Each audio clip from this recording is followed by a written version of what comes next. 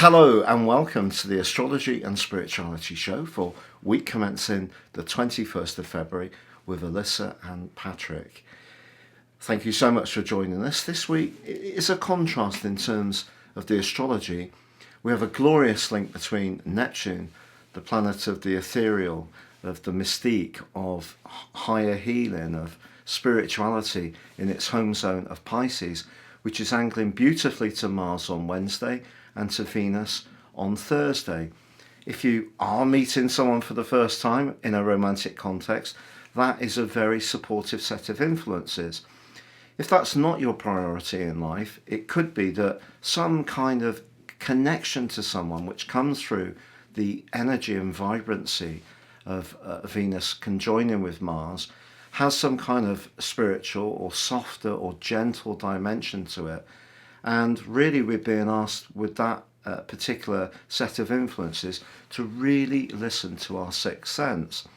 In a more challenging sense, we do have from Tuesday to Sunday Mercury in Aquarius in a right angle with Uranus, which can create a lot of nervous tension. And I know that Saturn square Uranus has, for the last year, caused a lot of people to struggle with sleep, to feel very constrained. You know, obviously our personal freedoms have been affected, and that's been difficult. And they are coming back into a square from August through till part of December. So I think we should enjoy the period we have now where freedoms are being generally more introduced. But I think that this week there could be some kind of differences of opinion, particularly around values.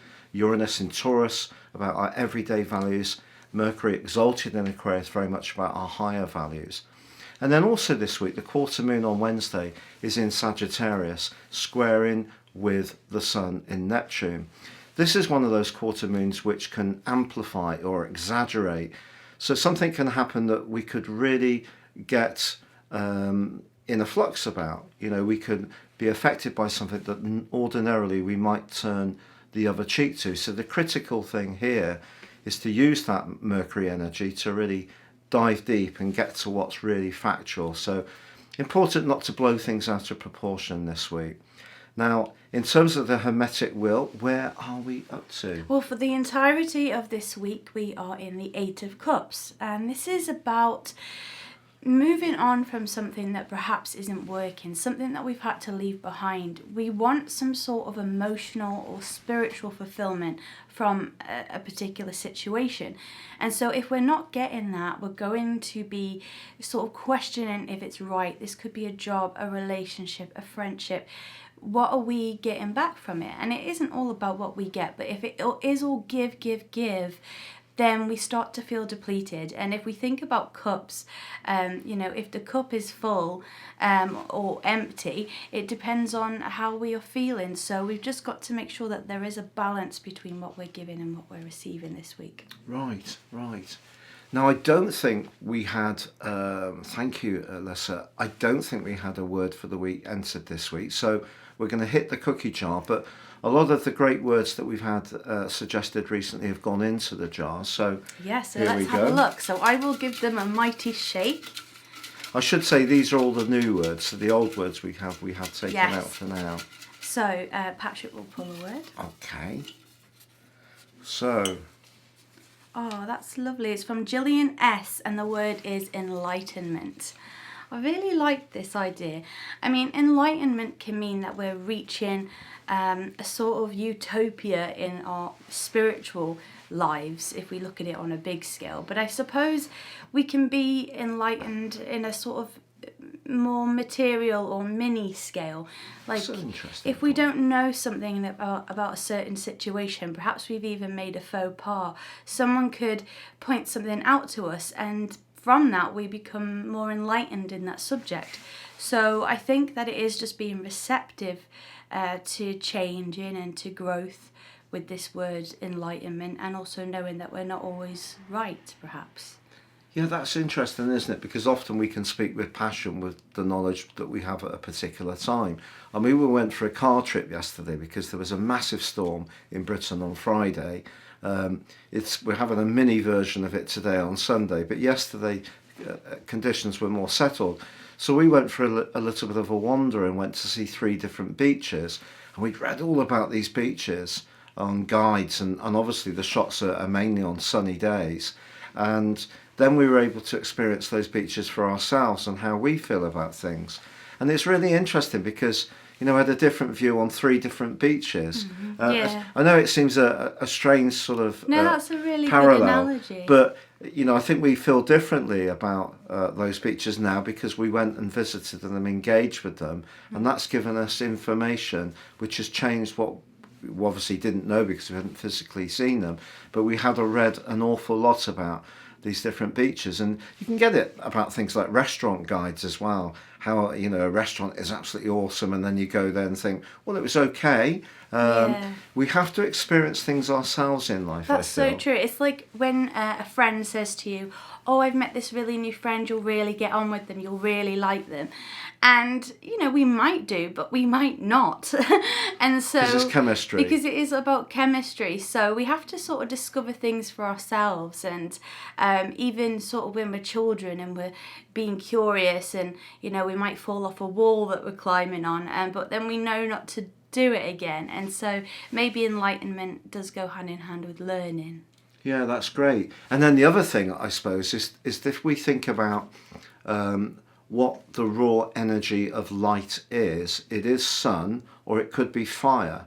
So like in the storm on Friday, which I'm sure by American standards, for example, was, you know, it was serious, but, you know, you can have some massive weather patterns there which are very, very serious. But some people did lose their lives here. But if we think about N, which sounds like a French word, light, meant, so that could be if you come in from that storm like we had to because our fences fell down and the neighbour very kindly helped us to get one of them nailed back up, and then the logs were everywhere and we were dripping, and then you come in and we lit the fire in lit month. So, you know, the fire, you're raising your level of comfort by the physical act of lighting a fire, or the physical act of, if we go out of a, you know, when I was a kid, we also used to have Saturday morning pictures, and you'd walk out being completely sort of engrossed in the film, and you'd walk out into the sunlight at 1 o'clock in the afternoon, and it was like, wow, what a difference. You go from that pitch dark to the bright sun. Light tends to make most of us feel a lot better, and obviously at this time of the year in the northern hemisphere there's not so much light, so perhaps a good thing to consider things like taking vitamin D. And then obviously in the southern hemisphere, you know, the weather conditions can be really hot, but they're on the sort of cusp of going in to their autumn, whereas, you know, before too long we're going to be going into the spring and we get that light again. So that just came up for me then. I love that. Yeah, it's like creation, because the space is a void, it's dark, and then, you know, you have a big bang and it creates, you know, all of life, and that the light comes shooting out from the dark from seemingly nowhere. Oh, it's brilliantly descriptive. No one knows why it happens. Everyone's got theories on it, but so enlightenment, creation. I also see it comes up a lot with the scientific community, who can be very trenchantly opposed to astrology, and in obviously the Middle Ages, a lot of astrologers, you know, well, some astrologers were quite literally locked up because they argued that the Earth wasn't the centre of the universe, that it was the sun. So, you know, we had a heliocentric view of the world, and also that the Earth was flat. And these people were locked up by the scientists who were linked to the Catholic Church. And at that time, those scientists profoundly thought they were right, but they were actually wrong. So Galileo, Copernicus, these people were hugely important because they were actually using science in league with astrology as well. And then you get quite a lot of things these days. I read an article a couple of weeks ago about, we now know that apes have feelings for their offspring because science has now proved that, you know, there was a test done, and one particular species was looking after its offspring in a very nurturing way. Well, anyone who's got, you know, 1% of instinct has always known that that's true. You know, it's just that science hasn't actually proved the fact. And the other thing that you often say is that science is often predicated on a lot of theories. Yeah. And scientists can get very sniffy about the more feeling arts. So astrology is a combination of instinct and some obviously factual basis. So, enlightenment for them only comes when something's proven. But that's not necessarily a good way to lead our life, because you may have a physical opportunity in life that all seems to stack up in terms of the finance or the practical benefits. But if your gut feeling says, no, this isn't right, that could be a much more enlightened way to go, rather than just being led by the more material reality. So there's lots of different ways of looking at it. So I think it's a great word from Gillian. Yeah, thank you so much. Thank you for that. Yeah. Now, in terms of a birthday chart winner, I'm really sorry. We've had this chest infection that's gone on for like 3 weeks. We think we're nearly out of it now, and we did actually go for a drink last night. But we've been in a little bit of a pickle because we've been behind. So there's been a few emails sent to me where people haven't given me their time. I can't work without the time because you just don't get the ascendant and the houses. So, if you'd like to enter your details for week commencing I think it will 28th of February, please feel welcome to do so, but I would need your time, date and place of birth and your current location, not just where you were born. But for this week, we only had partial entry, so I wasn't able to use them, I'm afraid. So I just maybe didn't get round to replying to somebody after a second message to say she sent me back the information but didn't give me a time, so I'm sorry I can't use that. So what I thought would be interesting to take someone in the public eye, and someone that Elise is very interested in is Britney Spears. Yeah, love Britney. Free Britney. Now, I don't know much about Britney's music at all, but obviously I know that she's a superstar, and I know that she's been in this ongoing sort of situation with her parents, a father, where he has had some kind of control over her situation, and that was finally released. I only found this out today by searching the information. I read about it and heard about it, but I didn't know the exact date. But it was the 21st of November last year. And last week, Nicole asked me what a progressed chart was, and asked me to explain that. So what I thought I would do is look at Britney's natal chart, pardon me, then look at her progressed chart in relation to the moving planets in the sky on the day that decision was made. So what is a progressed chart? Well, when Britney was born, her sun was at 10 degrees 2 minutes in the sign of Sagittarius. Very free-spirited. It was in the 3rd house. That's brilliant for quick communications. She also has Neptune in that position, which is brilliant for sort of anyone who's a performer, because Neptune can be very much to do with cinema, photography, projection, stage, creating images. So that is interesting. Also, she's got Uranus conjunct Mercury. Mercury in its full in the sign of Sagittarius, but in the 3rd house. So Mercury's the ruler of Gemini, which governs the 3rd house. So Mercury is given a touch of genius by being so close to Uranus. So I think, as I say, I don't know about her music, but I think that would give her the ability to be different, that mix of energy. So interesting. And then in terms of her moon's in Aquarius, which is very much to do with freedom, and it's at 12 degrees, so it's pretty well exactly conjunct my moon, but it's in the 5th house. 5th house is very much to do with performance. It's a very Leonian type of energy. So her moon links in a perfect sextile with her sun when she was born. So wonderful for performance. And then her midheaven, which is how she kind of reaches into the wider world, is in Cancer. And obviously Cancer is very sensitive, but very much a cardinal sign, so it is about leadership. And her north node is in the sign of a Cancer, so a north node in the 10th house. So the north node is very often where we will show our instincts. So in the sign of Cancer, it's instinctive, feeling, obviously great for a performer, cardinal, so very much about a leader. It's also pretty close to a part of fortune, which is just at 0 degrees in Leo, so about 7 degrees apart. So a part of fortune is in the 10th house of success. So her instincts in life have been to raise her profile through a degree of theatre, innovation, the instincts of performance.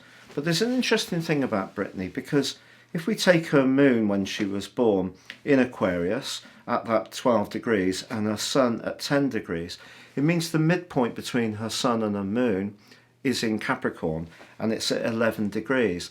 Well, Capricorn is much more conservative, but it's also very much to do with patient application of energies, and it can be very much to do with success. But Venus, the planet that's obviously linked very much to relationships, but can be very much to do with presentation because of its rulership of Libra. So therefore, stagecraft and clothes. Okay, you could argue in the sign of Capricorn maybe would be more measured. And it's also in the 4th house, so a kind of very much another Cancerian sort of vibe to her. But I think this has a lot to do with this story with her family, because last year, when this decision was made, Britney was in a 4 year in terms of her perfections, which is a form of astrology called that's based on Hellenistic astrology, and where we look at the whole houses of each of the year involved and look at what activities in that particular life year. So in that 4th year, she has the midpoint, the south node, and Venus, all in that 4th sector of her chart. But if we look at her progressions, as you know, we have 365 days in the average year, but there's only 360 degrees in a horoscope wheel. So what happens to those 5 other days? Well, the fact is the sun is moving slightly at a slightly different speed.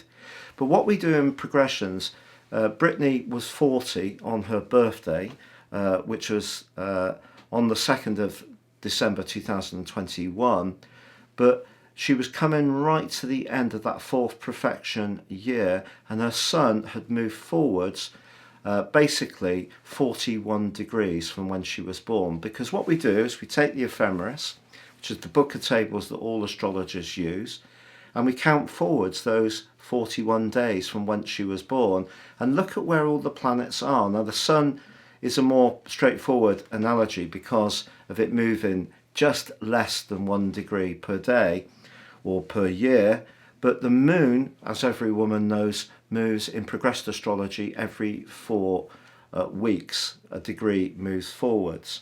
So the interesting thing was that Britney's sun had moved forwards by the time this decision was made to 20 degrees in the sign of Capricorn. So therefore it was conjunct her south node. It was close, it was applying to her Venus, not quite, because about a 5 degree gap. But if we look at where Pluto, the planet of transformation, was in the sky, at the point when that decision was made, Pluto was conjunct her Venus, conjunct her south node, opposite her north node, and within a sniff of the progressed sun, which was just under 21 degrees. And Pluto is very much about power, but it is also about transformation.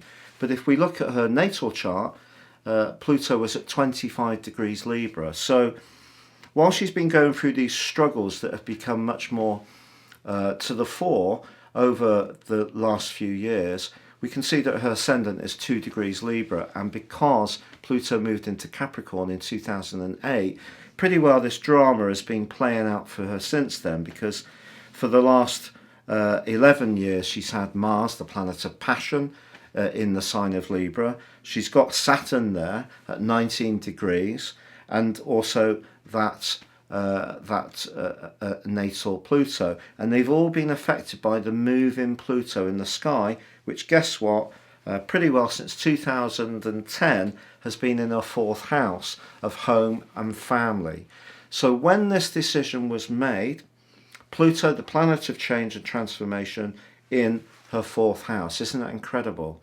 Also, Saturn, the sign or the planet said to govern the father, was pretty well conjunct in the sky her natal position of the moon. It was at 8 degrees and the moon at 12, but in her progressions, Venus was conjunct Mercury in Aquarius at 6 and 8 degrees, exactly conjunct Saturn. Venus is about relationships. Mercury can be about communication, but it can be about contracts. If we then look at Britney's progressed secondary ascendant, her ascendant in the charm in Libra in a natal chart, but in her progressed chart, it's actually in the sign of Scorpio at 9 degrees, with Jupiter applying to it, just tucked up in the 12th house. Now, Jupiter in her natal chart is in Scorpio in the second house, and I think that's why she's been very good at making money. It also means, I mean, Elisa could tell me about this, but is Britney someone who doesn't like any BS? Because people with Jupiter and Scorpio, especially with the moon in Aquarius, don't usually like any BS. Yeah, I agree with true? that. I think some people would say she was maybe a little bit eccentric, but she writes... Uranus conjunct Mercury. Yeah, she likes very small furniture, teeny tiny furniture. And she, her Instagram posts lately are, some would say, a stream of consciousness. I think it's more her truth and honesty coming out. And the way she writes is the way she speaks. And, she's a Southern American girl. So the way that she writes is very sort of poetic and very funny, actually. And I don't think everyone maybe gets that. Does she cut to the chase, do you feel, within that persona? Yeah, I don't think she'd be afraid to call people out. And she has called her sister out lately as well. So I totally... So going back to the astrology, so just as this decision was made, Elisa will be showing you this all on the screen, the move-in moon was exactly opposite her natal moon. So the moon takes 27 years to work its way through its entire cycle. As you know, Saturn takes between 28 and about 30 and a half years to make its way through its cycle. The midpoint between the moon and Saturn is often when big stuff happens for people, 7, 14, 21, 28. But so it means that as the moon got to opposite her moon, she's halfway through that 27-year period. So that's about 14 years. And you said that it was 14 years since... Yeah, since the conservatorship started. So she's come to that point where the moon's facing her moon and she wants to be liberated from it, and her moon is just applying to her progressed midheaven. So her midheaven was 2 degrees Cancer when she was born, and then in a progressed chart it's 13 degrees in the wonderful warm Leo, and the moon is just approaching her persona in life, her personal emotional needs and how they're manifested to the wider world is coming on to a midpoint. Incredible. And then finally, on that ascendant, the ascendant at 9 degrees in the sign of Scorpio, along with Jupiter, is opposed by Uranus. So Uranus on that day was at 12 degrees in the sign of Uranus, in the sign of Taurus, but critically in a 8th house overlay of her natal chart, very much to do with money, possessiveness, jealousy, and control. So, just to put it all into perspective, her progressed ascendant in Scorpio, squared by the moving Saturn in the sky, on the cusp of the equal house cusp of her 4th house of her progressed chart.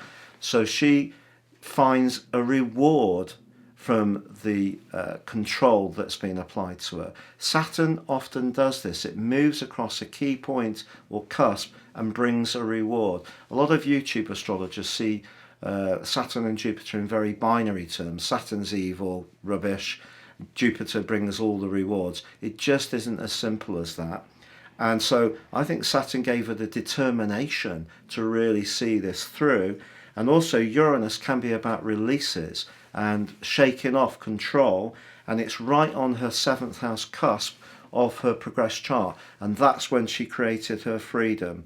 Also, a few other things in her progressed chart. Mars is squaring up to her midpoint in her natal chart. So if we take the midpoint as 11 degrees in Capricorn and take that as the first house and count all the way around, it means her progressed Mars is on the 10th house cusp of her midpoint, and it's given her more determination to break free.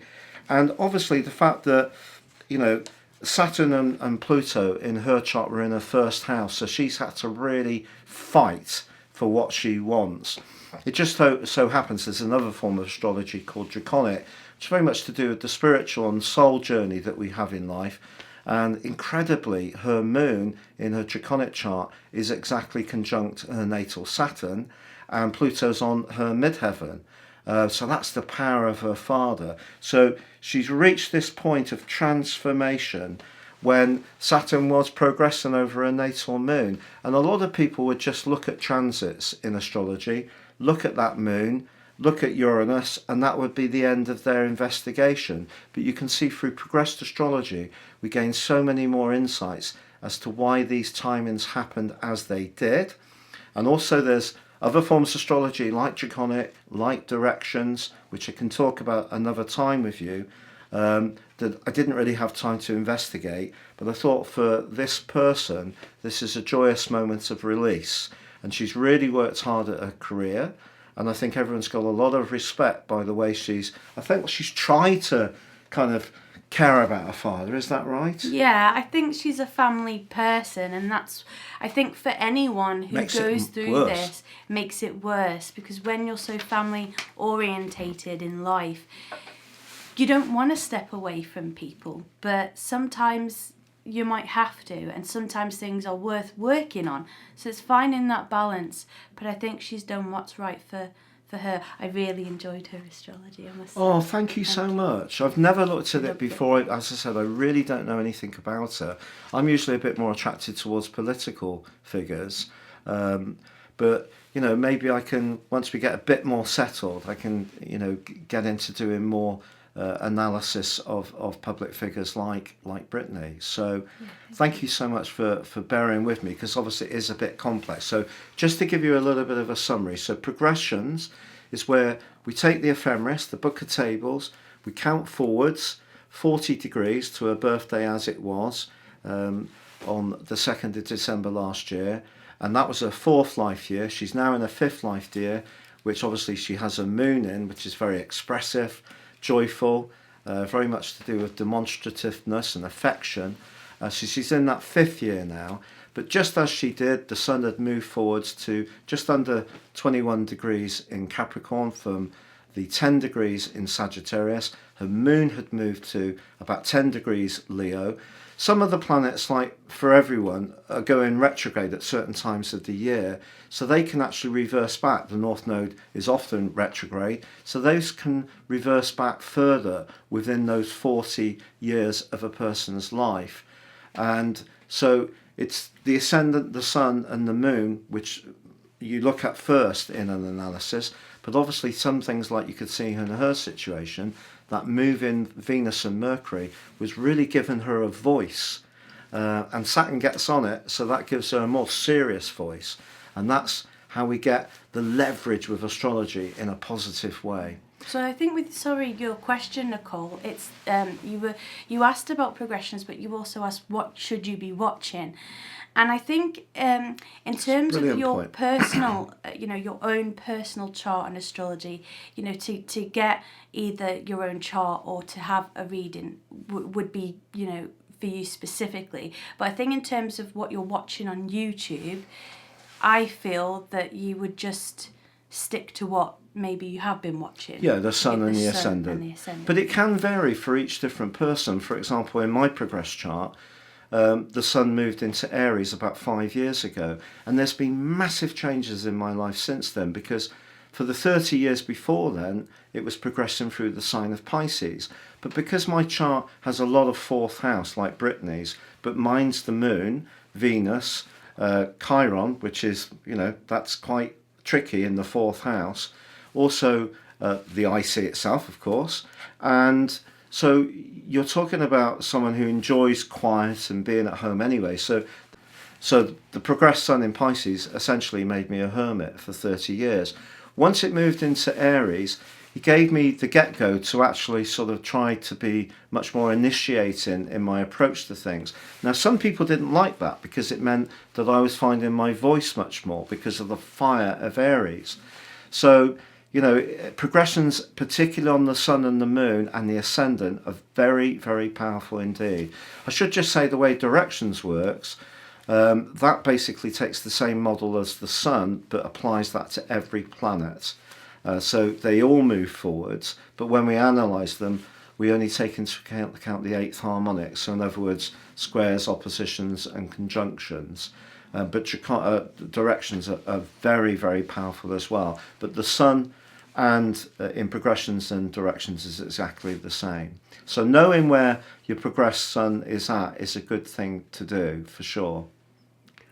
Thank you so much. So, I think Right, maybe oracle to cards. round off, we'll use a bit of angel therapy. Right, okay. So, let's give these a shuffle and see what our spiritual message is for this week. Okay, so the words that come up is throat chakra. Right. And it says here, the angels are helping you to lovingly speak your truth. The throat chakra is situated about here. Very Tauran. If we do have blockages in our throat chakra, how would we know that? Well, usually it can come about if we get tongue-tied. We can't get our words out. We feel choked up. Maybe there's some grief that's stuck there. It can also mean that we can't voice our opinions properly, or maybe things that we say people take the wrong way and not how we mean them. So a bit of miscommunication can come into play with the throat chakra being out of balance. So to help with that, we could just sort of visualize it all being cleared out, maybe ask some gentle breaths down, breathing. Letting any grief come up. If we feel those kind of empty holes in our guts, where big events have happened in our past, like losing partners or parents or animals, divorce, can be very traumatic, and you've had that empty feeling in our stomach, just breathe down into it and just gently let the emotions come up and give ourselves permission to cry. And I often feel, for me, that releases that blockage in the throat. You can really feel that, all the terms, I had a lump in my throat. Well, women don't have an Adam's apple. No. So I feel choked up. These are all metaphors of emotions, really. Yeah, that is so true. So maybe practice this week saying what we want, saying what we need. Just take baby steps if we feel a little bit, shy about it. But yeah, vocalize what it is that we want to bring into our worlds. Yeah. Well, thank you very much, Elisa. It's been really lovely today, and we hope you're safe where you are, and have a great week. Please enter any thoughts you'd like us to discuss, any words for the week.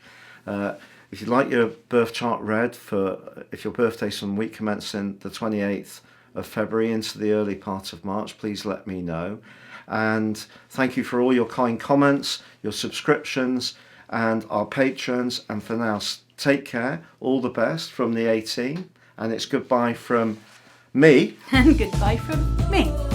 Goodbye.